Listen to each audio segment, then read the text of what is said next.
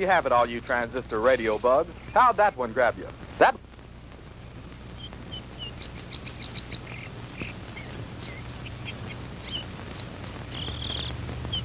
Howie, for heaven's sake, it's almost dark. If you don't hurry up, we're going to be late for the game. Margie, have you ever tried to fix a fuel pump to a rock and roll beat? Well, I'm sorry it made you nervous. I just thought it was a good chance to get in some practice. It's okay. Forget it. Nothing I can do anyway. At least not way out here. Well, I wish you hadn't taken this crazy nowhere shortcut. Boy, this is like Lostville. I know. I goofed. And I've got to get some help if we're going to get there in time for the kickoff. Hey, didn't we pass a farmhouse about a mile or two back down the road? Yeah, that's right. Back around the curve. Come on, we'll be shorter through those woods.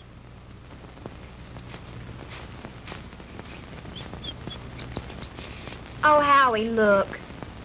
I don't think we ought to go on that property. Look, you want to get to the game, don't you? Of course I Then do. come on.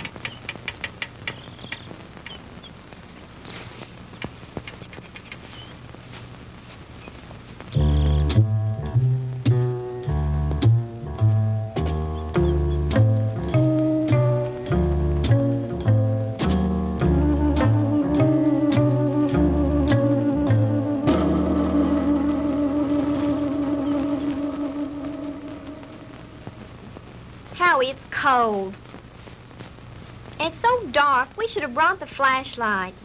It isn't working. Batteries are down and I forgot to replace them.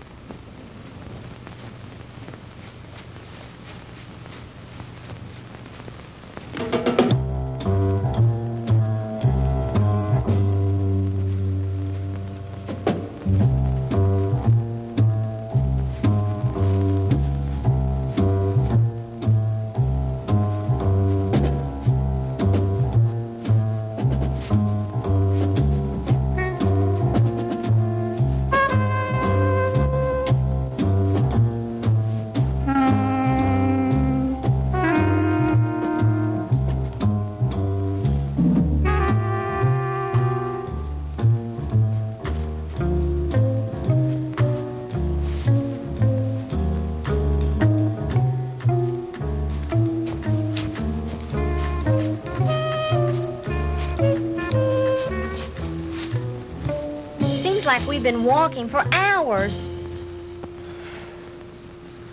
Well, it can't be much further now. Hey, there's a light.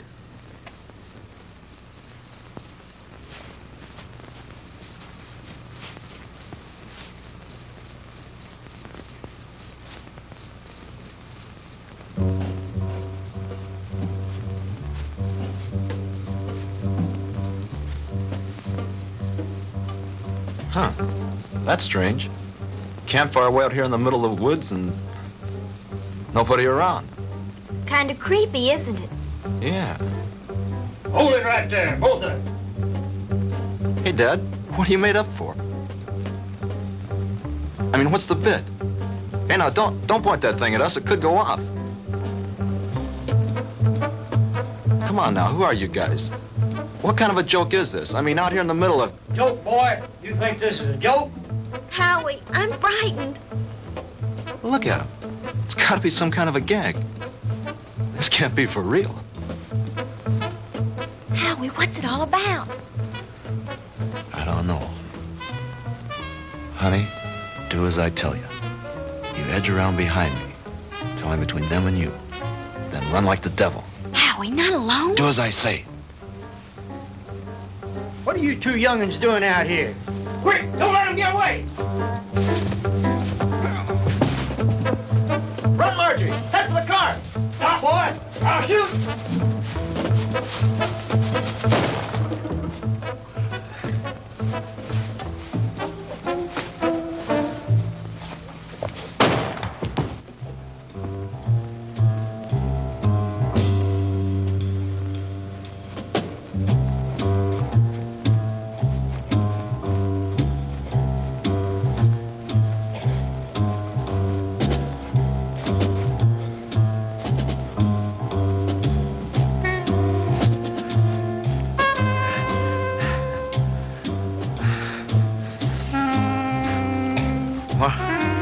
Margie?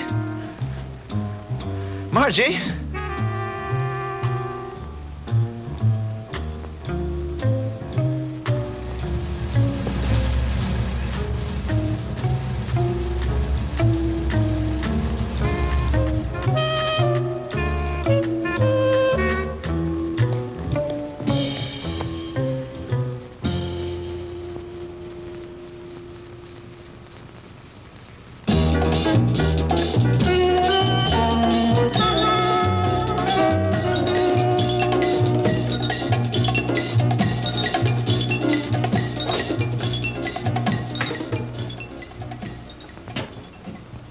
Oh, hello, Jim. What do you need?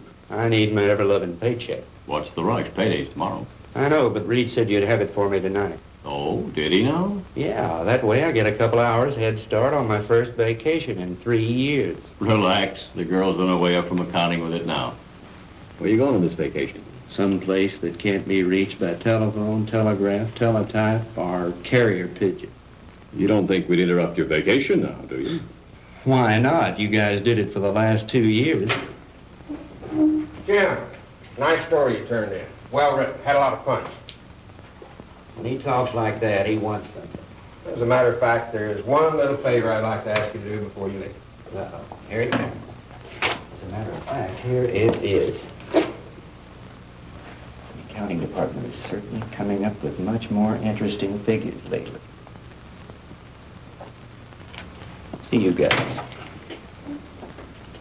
Oh, come on, Jim. Well, this will just take a few minutes. Not much out of your way. All you have to do is get a few details and phone them in from there. From where? Carver Street Hospital. Murphy called in from police headquarters, and some college kid was brought in with a gunshot wound. Here's his name. Why doesn't Murphy cover it? He's on police tonight. He's busy on the cat burglar story. Who shot the kid? That's what I want you to find out. May not be anything in it, but you never can tell. Okay, I'll do it. But afterwards, I'm leaving for my vacation. Definitely, irrevocably, and finally. Do you read me, Great White Fathers? Only too clearly. Have a good time. I intend to.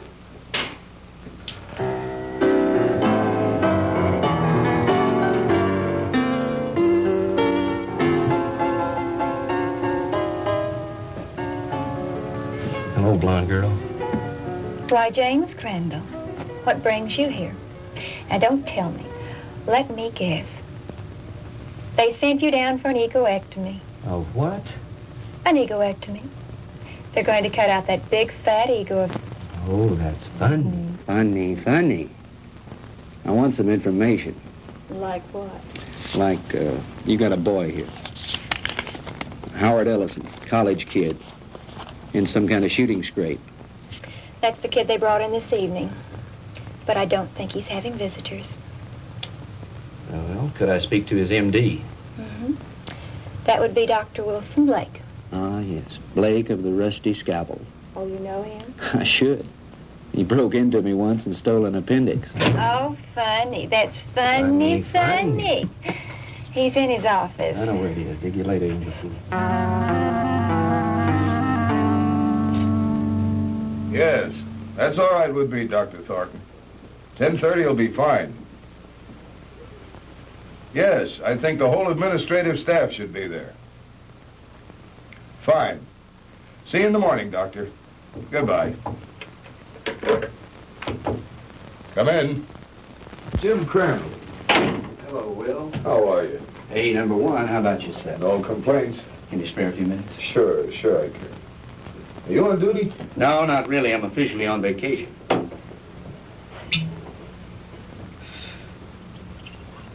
Soda? Just straight, thanks.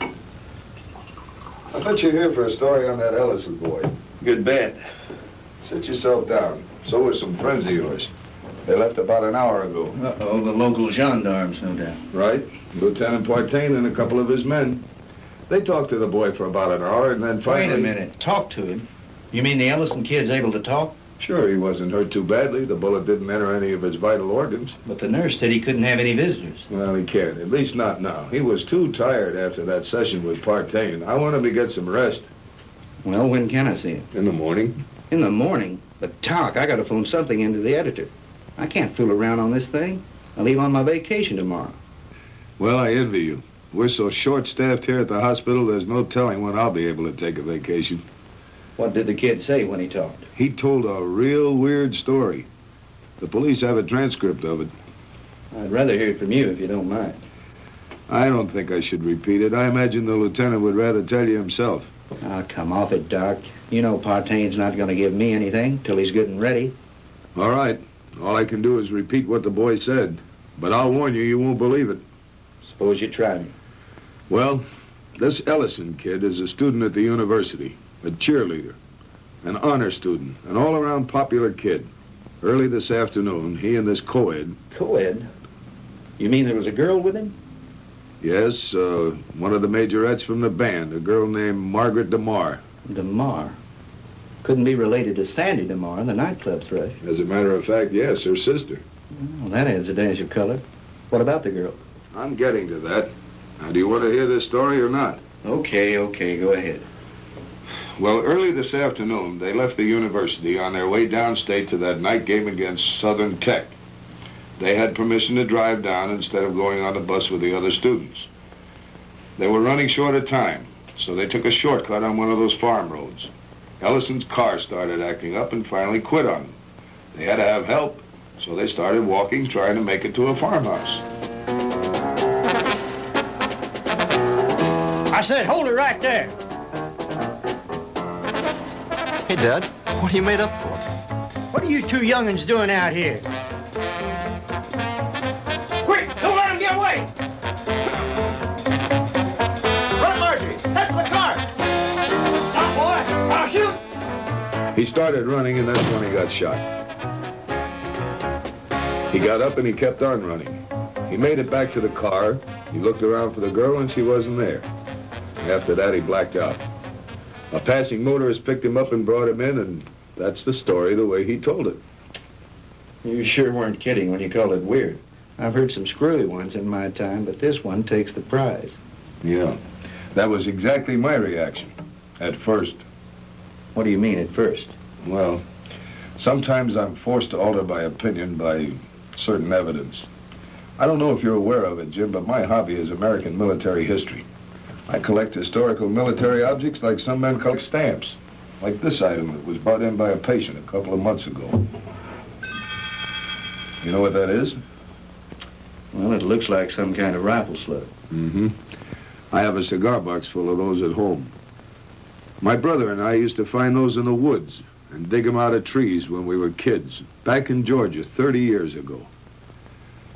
It was one just like the one you're holding now that I took out of young Ellison's body and gave to the police this evening.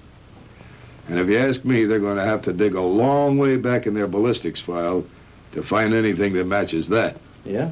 Yeah. You see, that's a mini ball. The kind of a bullet they used during the Civil War.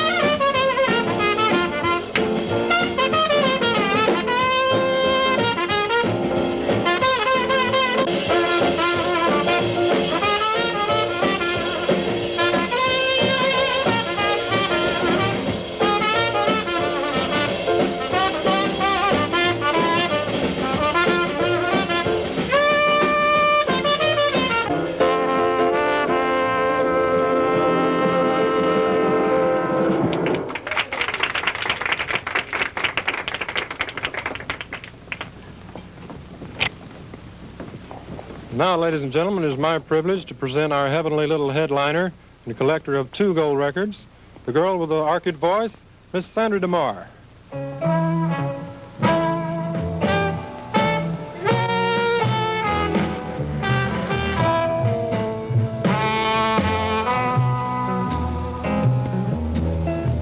Go on away and leave me alone.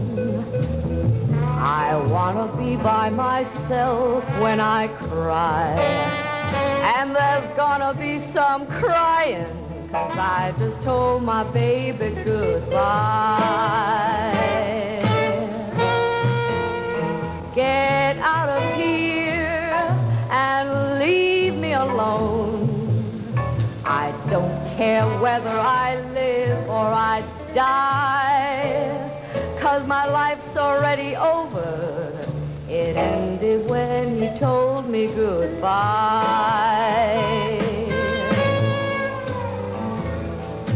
Why is it everything happens to me and my dreams all explode in my face? He was my own for a while, but he's gone, and I know no one can ever take his place. So go away and leave me alone. I've got a right to my own private pride. Coming down with the sorrows, 'cause I just told my baby goodbye.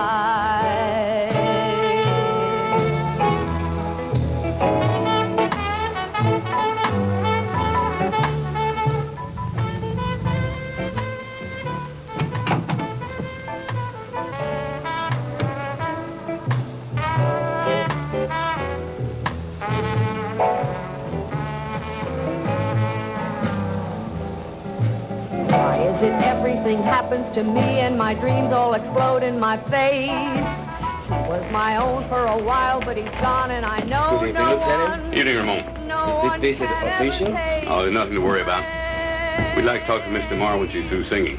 Would you give her something while you're waiting? Thank you, no, we're on duty. Leave me alone. I've got a right to my own private cry. I'm coming down with the sorrows, 'cause I just told my baby goodbye.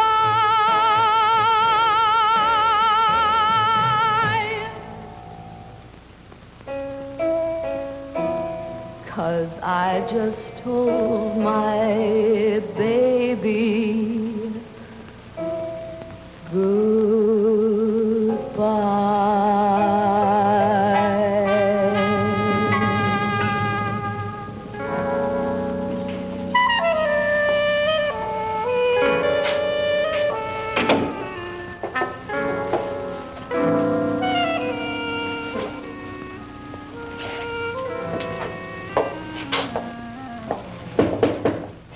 Yes.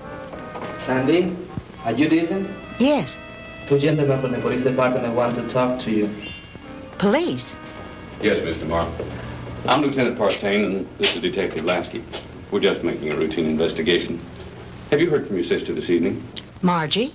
Why, no. Why do you ask? Well, we just thought she might have called you.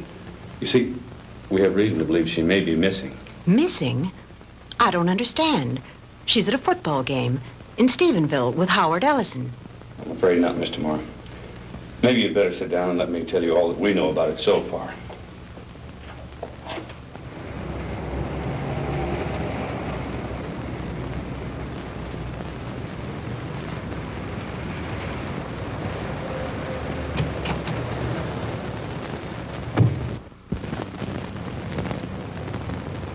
Well, Lieutenant Partain, is it a raid or a payoff? Lasky, we got the Walter Winchell of the Boondocks again. You been talking to the DeMar girl? So you know about it already? Yeah, but not enough. Can you fill me in? At this point, you probably know just about as much about it as we do. Why don't you stop by the office in the morning when we had more time to work on it? Oh, come on, Fred. Can't you give me something tonight? I start my vacation tomorrow. Good fishing.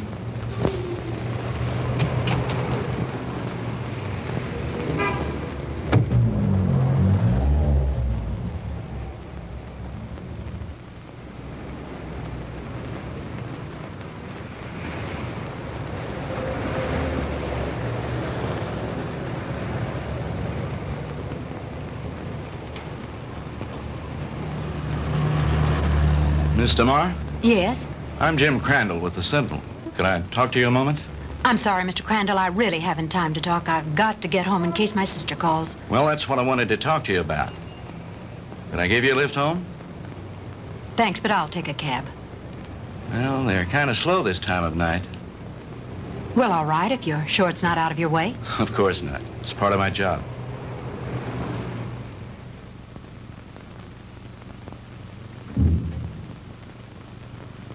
What's the matter? Mr. Crandall, I'm too upset to go home. You know my sister's missing. Yes, Do you know where it happened? just about. Would you drive me there?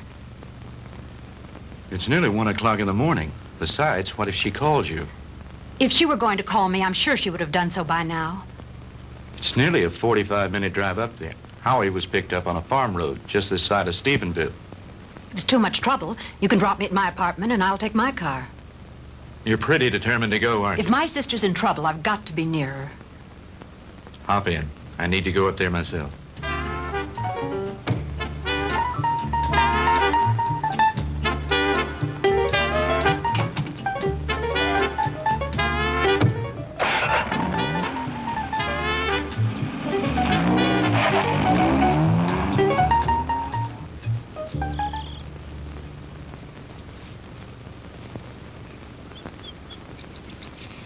Lieutenant, we checked that house from top to bottom. Nothing there. Okay, Lasky. As soon as the boys are through, have them go in and get some rest. We've done everything we can do here. Maybe the sheriff and his bloodhounds will turn something up. Right.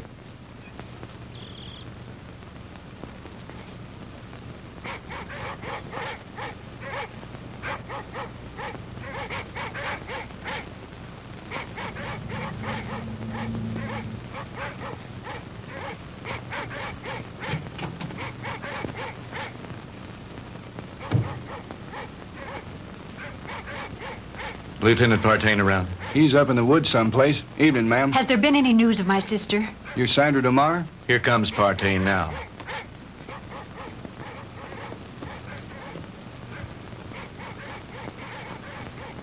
Lieutenant, have you found her yet? I'm afraid not. Crandall, what'd you bring her out here for anyway? I made him bring me, Lieutenant. Can you tell me anything about Margie? No, ma'am, I think you both made a trip out here for nothing. Why don't you go home and get some sleep? He's right, Sandy. You should do as he says. Jim, somewhere out there in that horrible blackness, it's my sister. Those dreadful dogs. They sound so terribly ominous. Oh, Jim.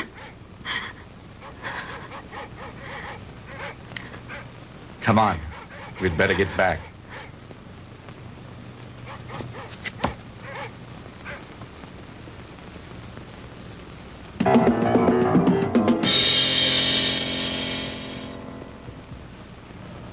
No, I'm going to check all the antique gun shops this morning, as soon as they open. How about the kid's parents? You contact them? Lieutenant, Ellisons live in Denver. I tried all night to call them, but they weren't home. How about a cup of coffee, Jim? Yeah, black. What about the kids at the university? Ellison's fraternity brothers. I talked to everyone in the dorm. They like him. What do his professors say about him? Bright, popular boy, good scholastic records, level-headed, down to earth. Not the kind to make up wild stories. Well, that cracks another one of our little theories wide open. You just getting here? Some of the other fellows came in a couple of hours ago. Yeah, I was out with the sheriff and his bunch. And have we got a Lulu? Yeah, what is it? The girl's sweater. We found it out in the woods not far from a smoldering campfire. Go on. Well, we gave the scent to the dogs, and they took off like Moody's goose. Well, we followed them for about a mile or two, till they got through the woods and into a small open space. Well, the dogs got about halfway through the open space, and then they stopped. Well, you've never seen so much confusion of tangled dogs in your life. They didn't know which way to go. The scent had stopped right in the middle of nowhere. It was as if the girl had just been snatched off the face of the earth into thin air. Wait a minute. You mean no footprints, no tire tracks, no nothing? Well, nothing but this. Well, so you found part of a costume. Costume? This is the real article. I checked it out. What do you mean, checked it out? Look at the label on the inside. McCord Brothers. McCord? Outfitter to the military. Charleston, South Carolina. I checked with the Charleston department, and they gave me some very interesting facts from one of their newspapers. It seems that McCord Brothers, the company that made that hat, burned to the ground in 1869 and was never rebuilt. It's been non-existent for over 100 years. This case is getting screwier by the minute, don't it, though? I'll have you run this down to the lab and then go home and get some sleep. How about me, Lieutenant? Sure, go on home. You've earned a rest. Well, what do you think? How was Mr. Marr when you left her? Shook up, naturally. She's spending the night with a girlfriend. Fred, about this whole mess, what's your opinion? I'm not paid to have opinions. I'm paid to put jigsaw puzzles together. But seriously, what do you think? I think there's a logical explanation to everything. Two men were in those woods in costume and makeup. Anyone knows there's lots of guys around nowadays who collect antique guns. They belong to clubs, they have meetings and shooting contests every so often. A couple of them got liquored up a little, wanted to have some fun and scare the kids. But something went wrong. It's as simple as that. My hunch is, as soon as they get up enough nerve, they'll come in, give themselves up. It's a nice theory, Jim, but what happened to the girl? Well, your guess is as good as mine. Jim, you know, this whole thing is, well, it's spooky. Reminds me of something that happened in Germany in 1945 towards the end of the war. Yeah? What was that? Our outfit liberated a small concentration camp near the Alsatian border. When we took it, we expected to find the usual half-starved, ragged inmates. And you can imagine our surprise when we were greeted by about 50 young people, all a picture of perfect health. That sounds a little hard to believe after all I've read of Dachau and Auschwitz. Well, that's what made it hard to figure. Here were these kids, none over 21 and some as young as 5, living in apparent luxury.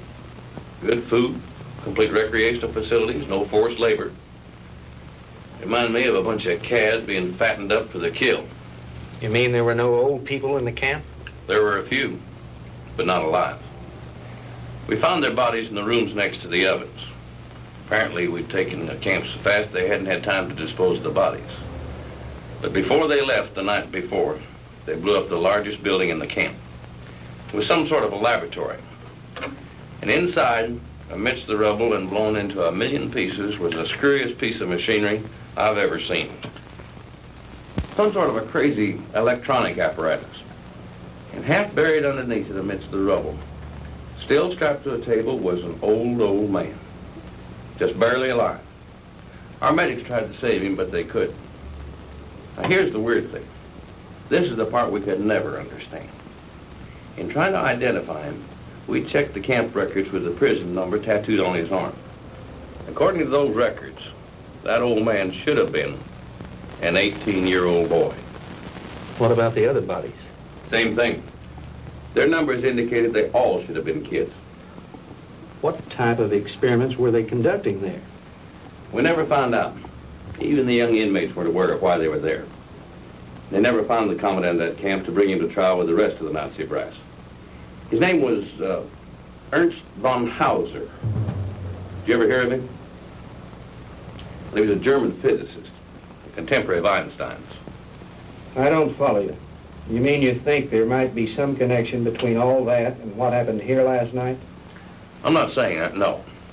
But just suppose, for the sake of argument, the Ellison kid did see two men out of the past of 100 years ago. That would mean somebody around here is tampering with time. Somebody was also tampering with time in that concentration camp. Now, wait a minute. Let me get this straight. You think that the machine found in that concentration camp was some kind of time machine, and that there may be another one like it around here. Is that what you're saying? I'm not saying anything. I'm just supposing. After all, they never found von Hauser. Lieutenant? Yeah, Walt. Captain wants to see you in his office. Wants you to bring the file on the Maddox case. Be right there. How am I ever going to turn in a story like that? That's your problem.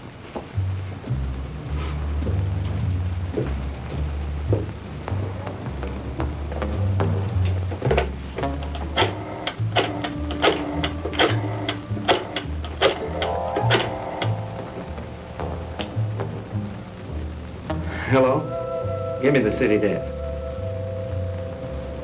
Hello, Reed. Crandall again. Would you tell Shaw I'd like to postpone my vacation and stick with the Ellison story? Yeah, that's right. You know that Pulitzer Prize you're always kidding me about?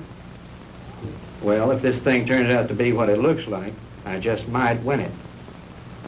No, nothing new at the moment. I'll keep you posted. Yeah, I've got a little research to do in the library. Then I'm going to the hospital to interview the kid.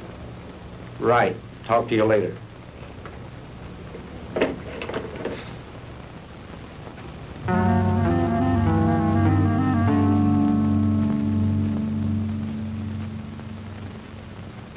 All right, Howie, you can go on with your story. That's about it, Mr. Crandall. I remember reaching the highway, and Margie wasn't there. And then I blacked out, and the next thing I knew, I was here at the hospital. And you really don't think, Howie, that those guys were just a couple of kooks in Civil War costumes? Mr. Crandall, I don't know how to explain it, but I got the distinct feeling that these guys were for real. I mean, like something straight out of Gone with the Wind.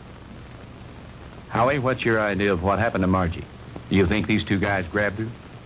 I don't know, Mr. Crandall. I don't know. That's what's bugging me out of my skull. Nurse, is Mr. Ellison awake? Yes, he is. He has another visitor, but you can go on in. Thank you.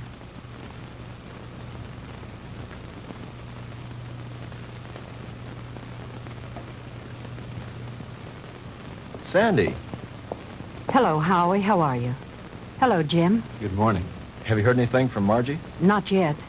I brought you some flowers. Thank you, Sandy. I'm sorry about all this. I mean... It's all right, Howie. Now, don't you worry. Whatever happens, I know it wasn't your fault. Jim, have the police found out anything yet? No new developments. I'm going up there in a little while and have a look around myself. I want to see the place in the daylight. Would you mind if I went with you? Of course not. I'd enjoy your company. Howie, would you forgive us if we ran off right away? Sure. I understand. I'll drop back in later. Bring you some magazines. Yeah. True Confessions and Ladies' Home Journal. Gee, thanks, Mr. Crandall. Those are two I never miss. See you later, Howie.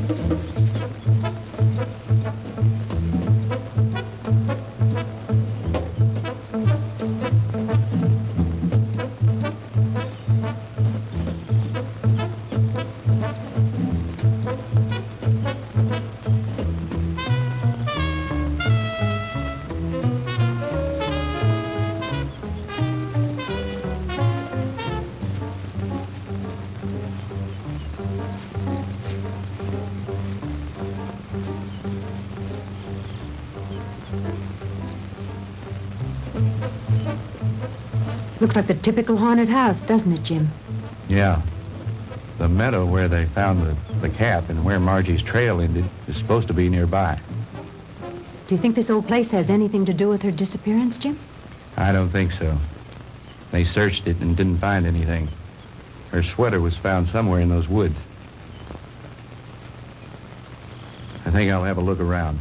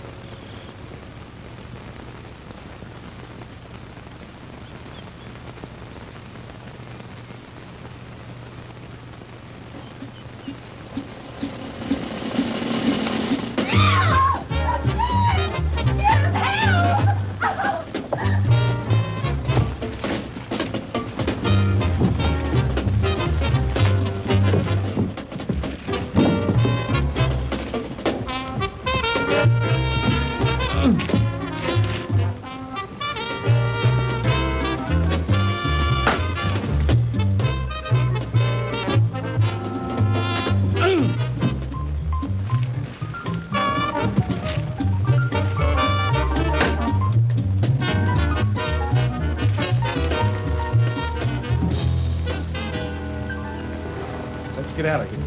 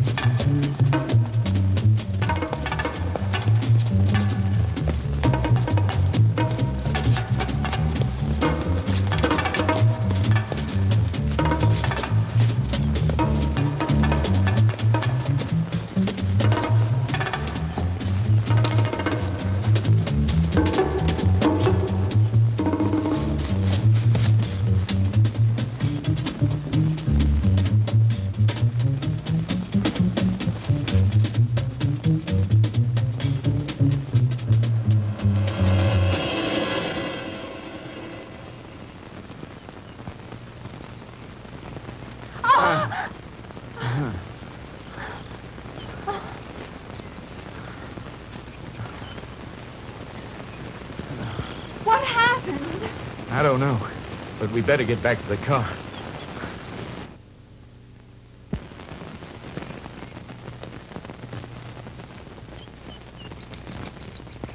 Jim! Well, the car! It's gone!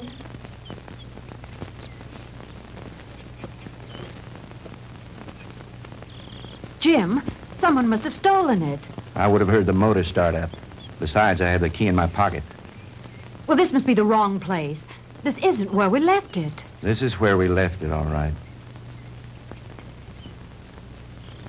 But it looks different here. There are more trees than there were before. And that fence, that wasn't here when we came down the road. And the barbed wire fence is gone. Jim, we're lost. I don't think so. At least, not the way you mean. Jim, I'm frightened. It's all right. Let me think a minute. This road was paved, and now it's dirt. And there isn't a telephone pole in sight. I know. Jim, what is it? What's happening? I don't understand it. Where's the car? Where are we now? Jim, I know you know what's happening to us, and you won't tell me. And why not? What's going on? Fantastic. Incredible. I never really believed it. Tell me what's happening. Sandy. What's going on? What dreadful thing Sandy. is happening? Tell me. It'll be all right. Everything's going to work out. But we have to keep our heads. I believe our best bet is to follow this road and see where it leads. Come on.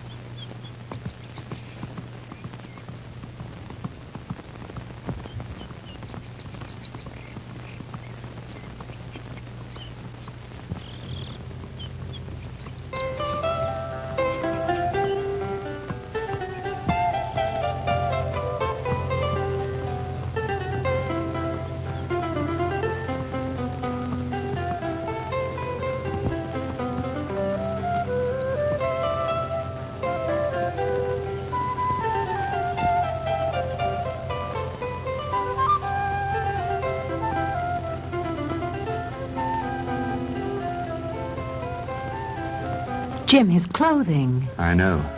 Ours are just as strange to him, especially your short skirt. Friend, what year is this? Where are we? Witchcraft! Witchcraft! Ha!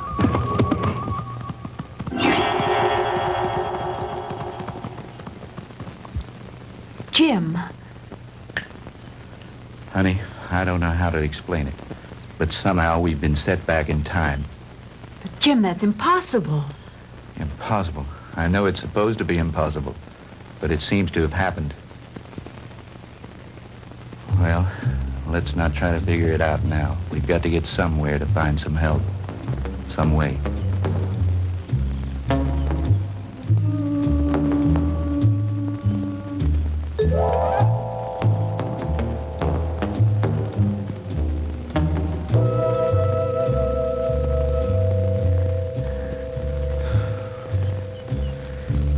Jim, I'm sorry, but I don't think I can go any farther. I simply have to rest. All right. We'll stop for a while.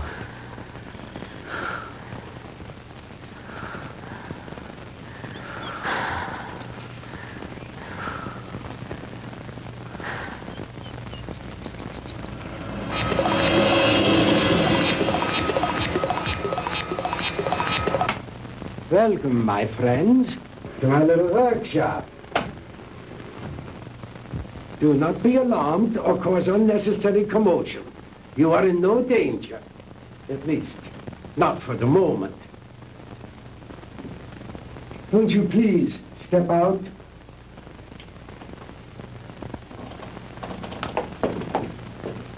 I am Dr. Ernst von Hauser.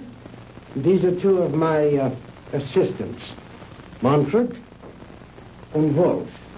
Where are we? I told you. We are in my little workshop. And I tell you again, please do not be alarmed. What time is this? What century are we in? Does it matter, my friend? There really is no such thing as time, except as a relative measuring device in your own mind. We're not interested in double talk. What happened to Margaret DeMar? What have you done with it? Please, Mr. Crandall, you will please remain calm. What have you done with my sister? Your sister is entirely safe, Mr. Marr, and I assure you I did not bring her here intentionally. She certainly didn't come here of her own free will. I didn't say that. I brought her here to keep her from harm. Then where is she? Let me see her. But of course. To the armor! Kommen Sie her! Schnell! To the armor. Bringen Sie Fräulein DeMar zu ihrer Schwester. Well,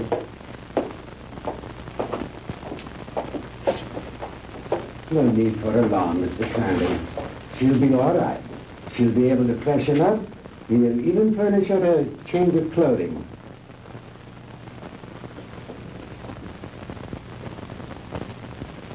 I notice you were intrigued by my servant girl, Didiana. And there you might be. Just a few thousand years ago, she was serving in the court of Tutankhamun, one of the great pharaohs of Egypt. And now, she is serving me. Quite an experience, is it not? This is like a fantastic nightmare. I don't understand any of it. How did you get Margie here? I was conducting an experiment with a pair of gentlemen from the past. When the girl and her boyfriend wandered into the machine's field of materialization and encountered them. They shot the boy. They might have killed the girl had I not teleported her here very quickly. And the two red soldiers? I sent them back to Shiloh, Mr. Crandall. But it doesn't matter. They probably died there anyway. Fantastic. Utterly fantastic. Tell me, Doctor, why did you send Sandy and me back to 1789? I admit I took advantage of you to conduct a little experiment. Oh, you are a little dangerous, but you see, no harm has come to you. super spectronic relativity? I believe that's what you once called it. Oh, then you are familiar with my work. To some degree, yes. I read up on you this morning in the library after talking with the police. Oh. And what did you learn about me? Quite a bit. I know of your early career and some of the brilliant discoveries you made in the field of physics, and that you were expelled from the International Congress of Physicists because of your theories. Oh, that was a humiliation which will soon be avenged, Mr. Crandall. But go on. What else did you learn of me? Well, I know that you were a friend and sponsor of Adolf Hitler, that you helped elevate him to power in the 30s, and became the organizer and administrator of his Department of Scientific Warfare. That's another thing that puzzles me, Herr Doctor. Why a man of your brilliance should identify himself with a fanatical madman like Hitler. How dare you refer to Adolf Hitler as a madman? He was a great genius, ahead of his time. The world, in its ignorance, was not ready to accept him. The world did not accept him because he was a lunatic, bent on enslaving it. Do you call a man who is responsible for the mass murder of millions a great man, a genius? Anyone with enough intelligence to examine history knows there are times when lives must be sacrificed for the benefit of future generations. And he was willing to do this in order to lead his people into darkness, into oblivion. That's where he was leading them. And like all other power-crazed dictators before him, he failed. Thank God there were people in the world with enough courage to resist and to conquer him. What do you know in your stupid, petty little mind?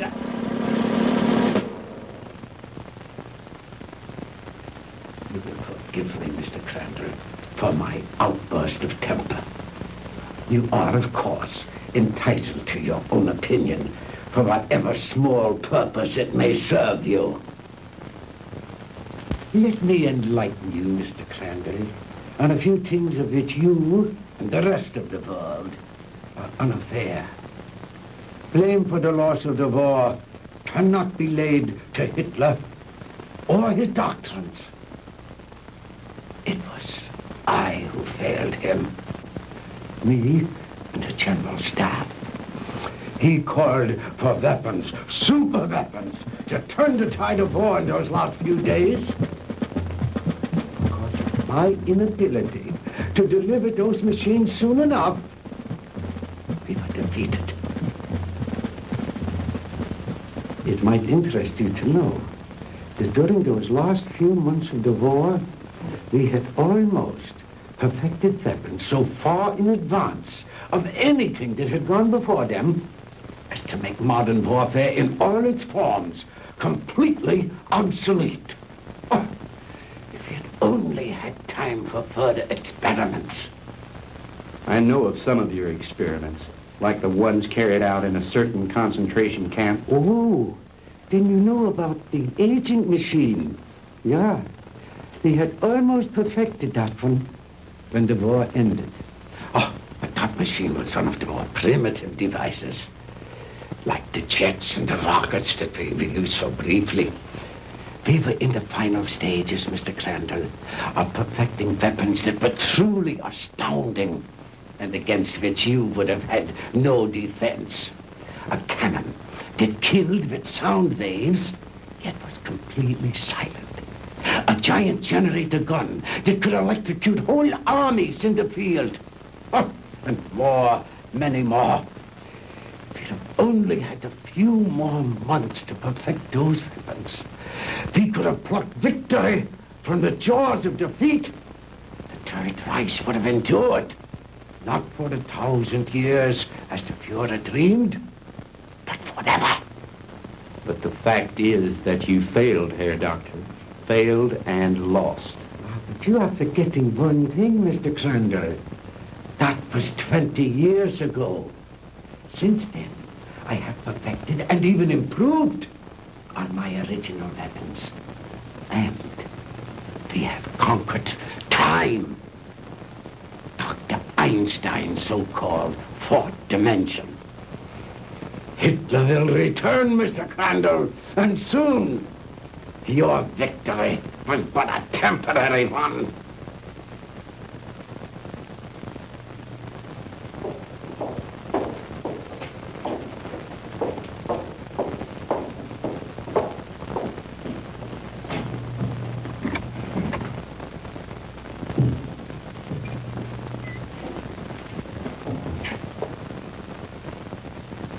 Margie, baby, Sandy. Honey, are you all right? Did they hurt you? Oh, Sandy, I didn't think I'd ever see you again. Oh, I'm all right.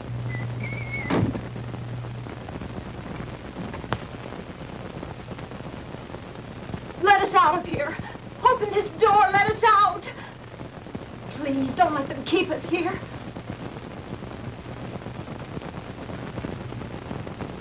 I have my own underground atomic power supply. Here are the master controls, and here are the selectors. With this dial, I can control the century I wish to deal with. These other dials, of course, are for the selection of the year, the month, the day, even the hours and minutes, and even seconds.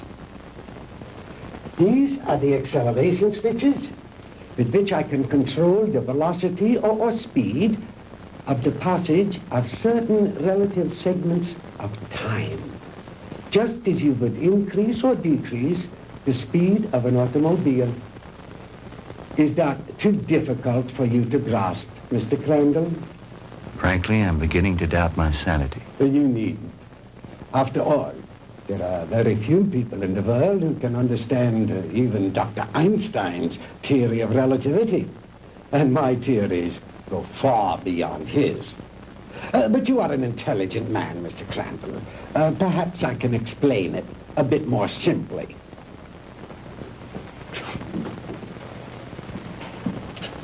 We will let this line represent the world. With a line here to represent the equator, and a mark here and a mark here for the north and south poles. If an aircraft starts here, this side of the equator, and starts going up and up and up, it is going north, toward the North Pole.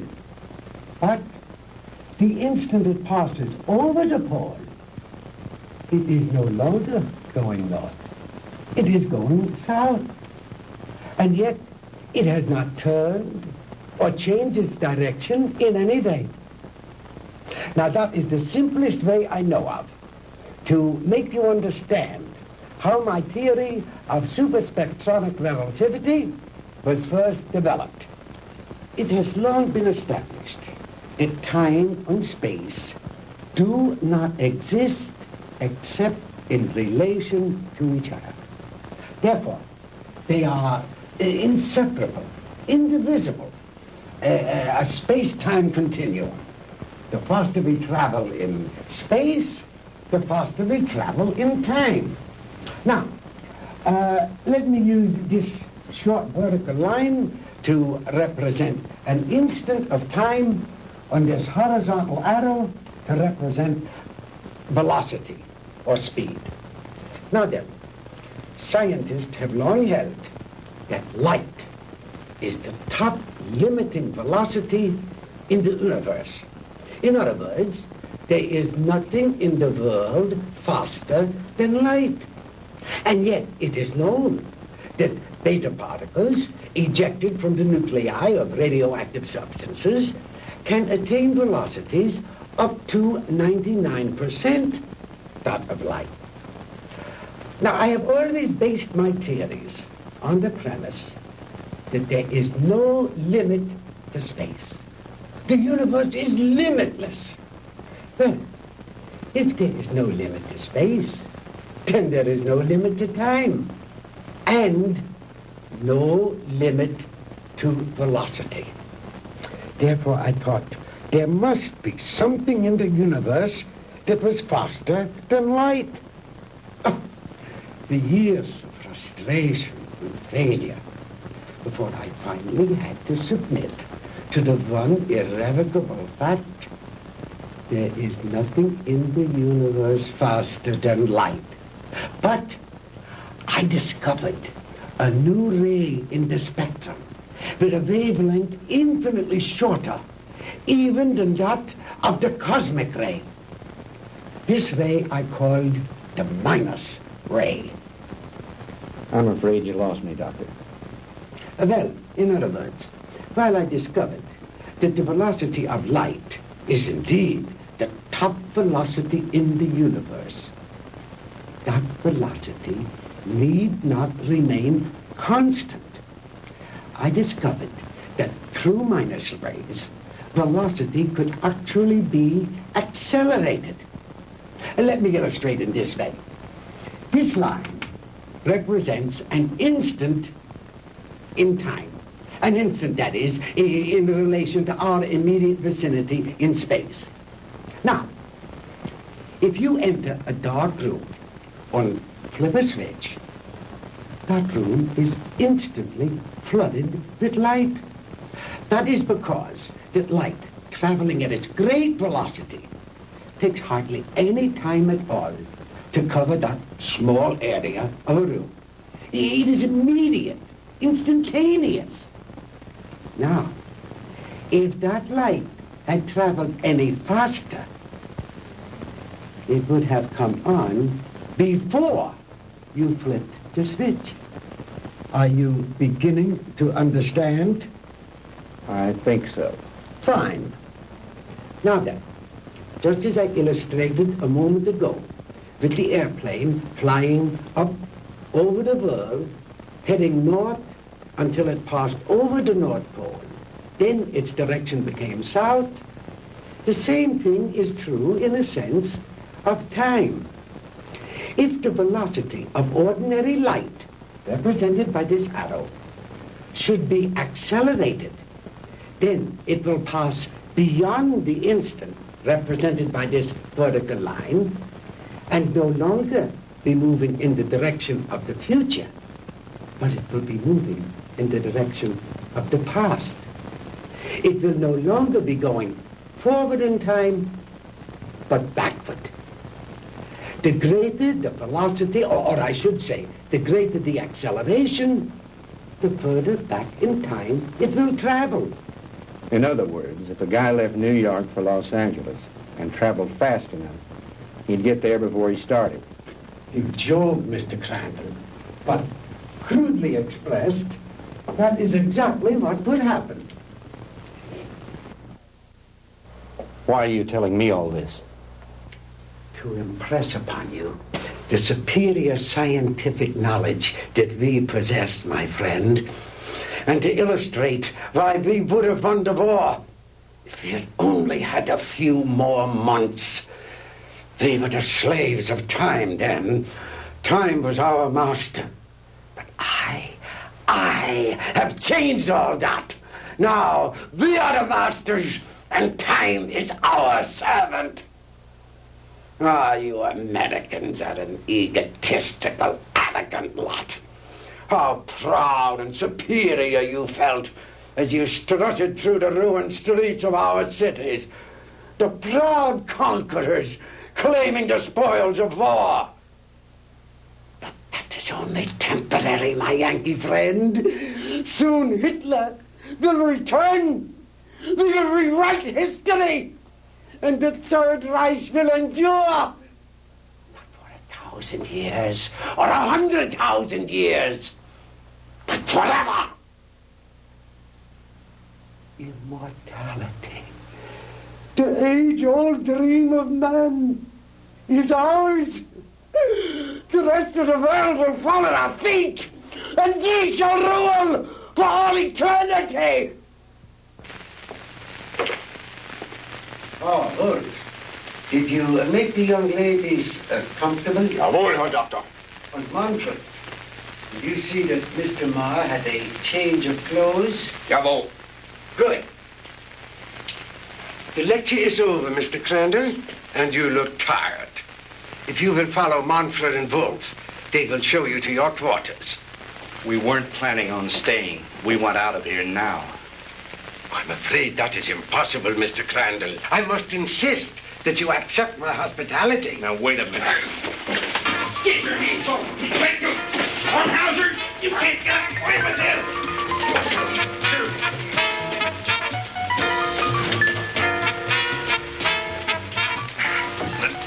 Jim. Jim.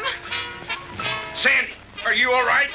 Oh, yes, we're all right, but why are they locking us up? What are they going to do with us? Nothing if I have anything to do with it. Oh! Oh, don't hurt him! Oh, don't hurt him! Oh.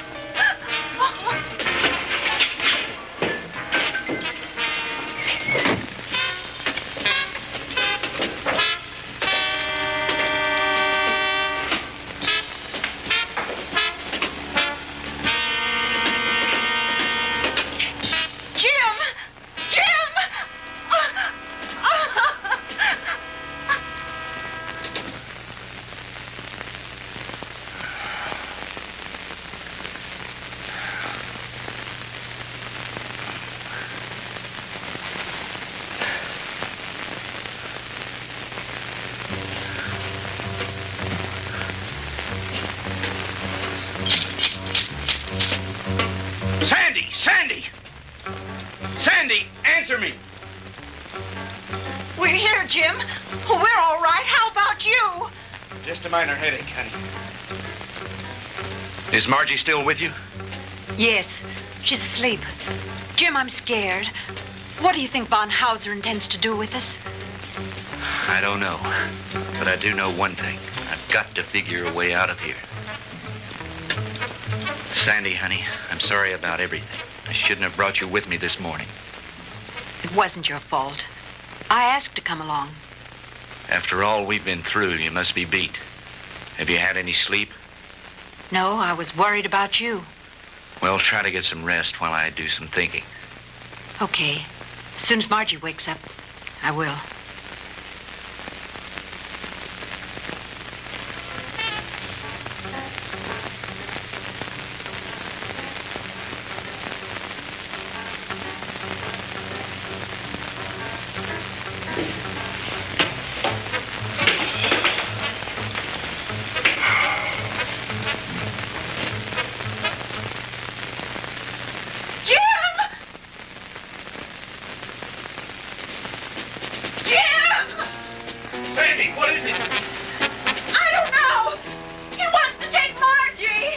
Kommen Sie her, Fräulein.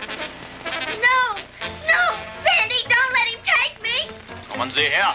No, no, Sandy. No, leave her alone. Take your hands off her. Don't let him take me, Sandy. Don't let him take me. Turn her loose. Oh! Sandy, who is it? What's going on? No, no. What's going on in there? What's happening?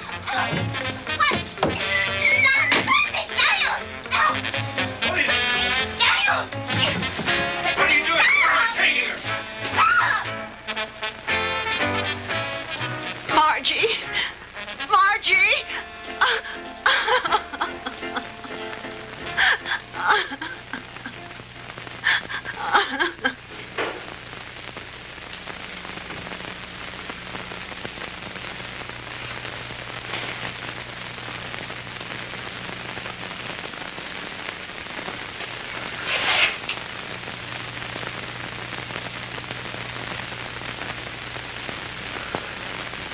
So you see, my dear, there was no reason for all that hysteria.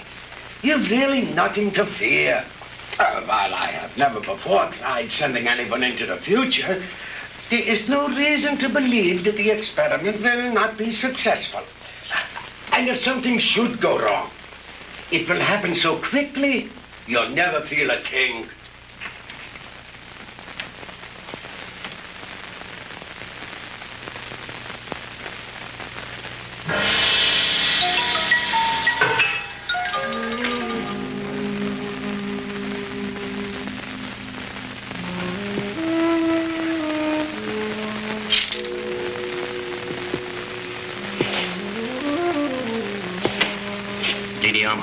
It is time you eat now. You speak English?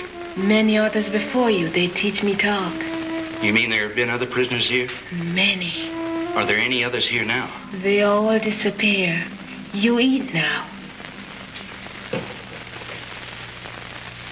It is all they give me for you. It's all right. At least it's better than nothing. Didi Alma, you've got to help us. You're our only hope. No. I cannot help you. But you've got to. You're the only one. If you could get hold of the keys. No. They'll kill me. I cannot help you. Please, Didi Alma, listen to me. No. We'll never get out of here if you don't help us. Please, Didi Alma. Please.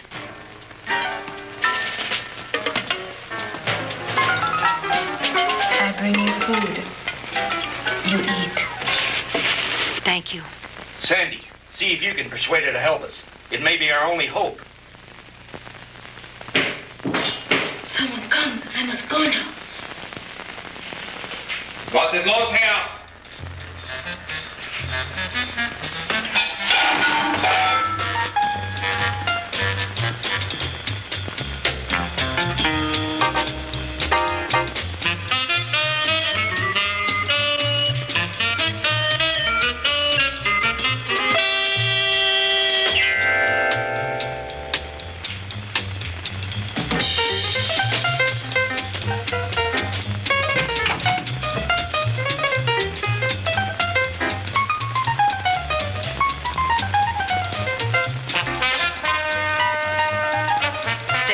from me.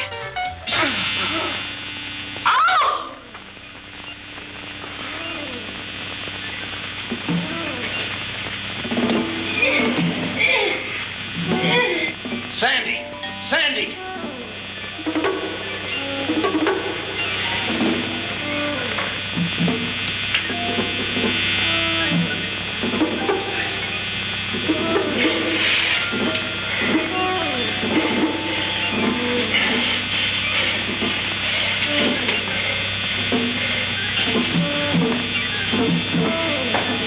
Sandy! Sandy!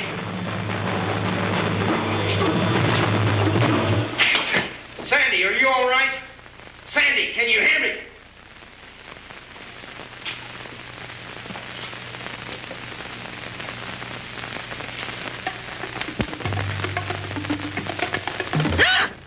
Sandy, honey, thank God you're safe.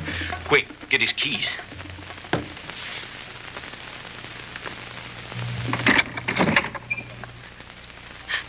Oh, Jim, it was awful. He strangled her. It's all right, honey. Try to get hold of yourself. We've got to get out of here. I'll be fine.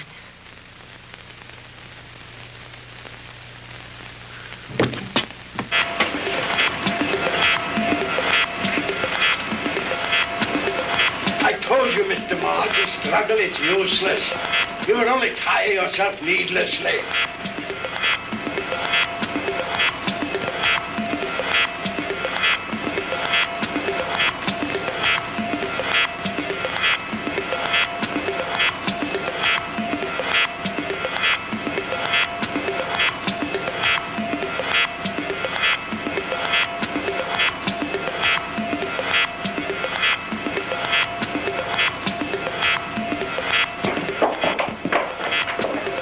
You got that machine on again.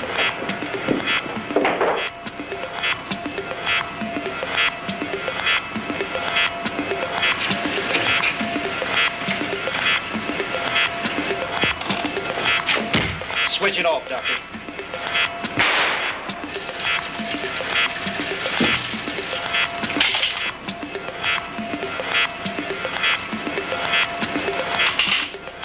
Jim, look, Marjorie. Reverse the machine, Doctor. Bring her back. I cannot guarantee that, Mr. Crandall. I have never experimented with the future before.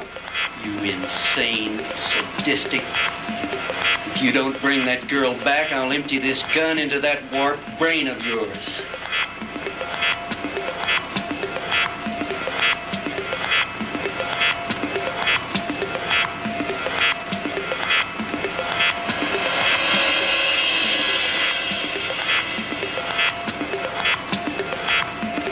Margie, darling. Margie.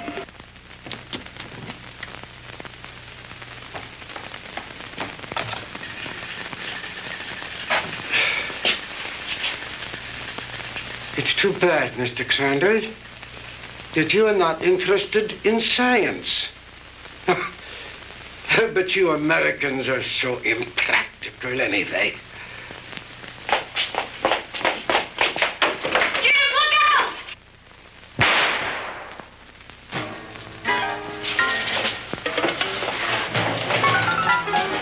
Just don't you try anything, Bunches.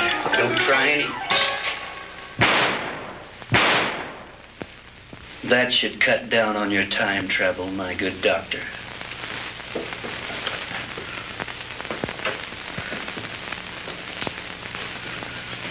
How about the attic? You searched that, didn't you? Yes, sir. That's where we found the Nazi soldiers and the radar equipment. Then this house has some connection. Crandall's car was found not too far from here. Von Hauser's headquarters must be around here somewhere.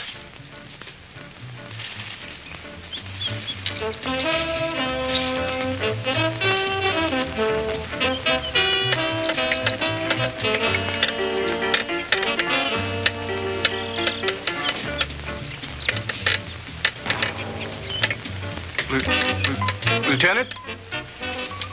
Yeah?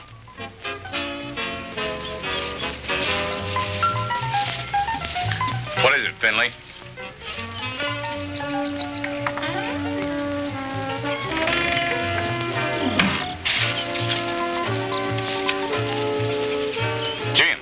and the DeMars.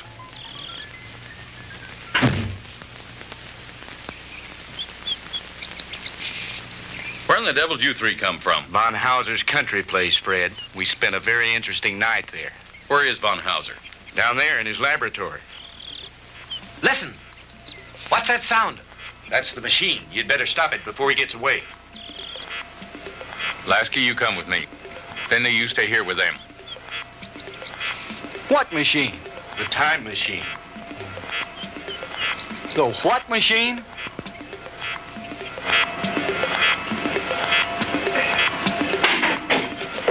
All right, Professor, hold it right there. Get away from that machine.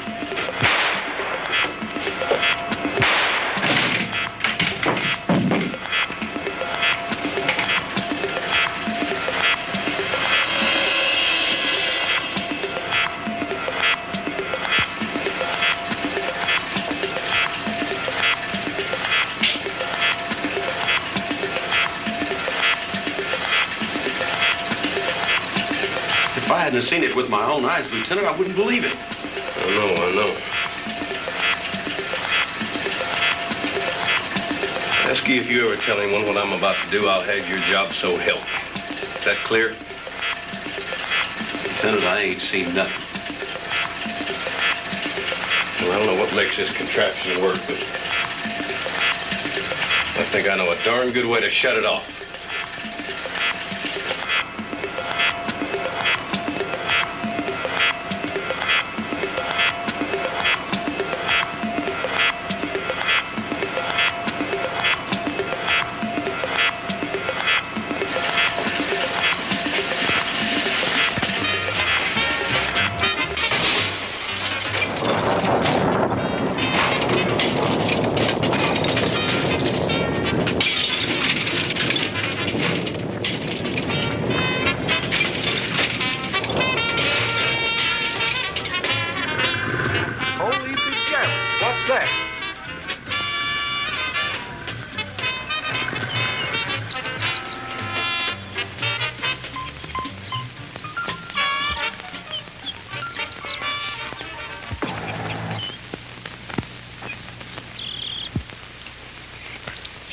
What happened down there, Fred?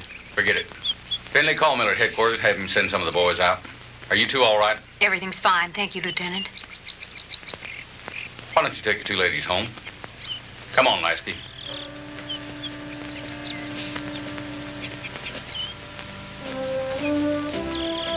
The machine?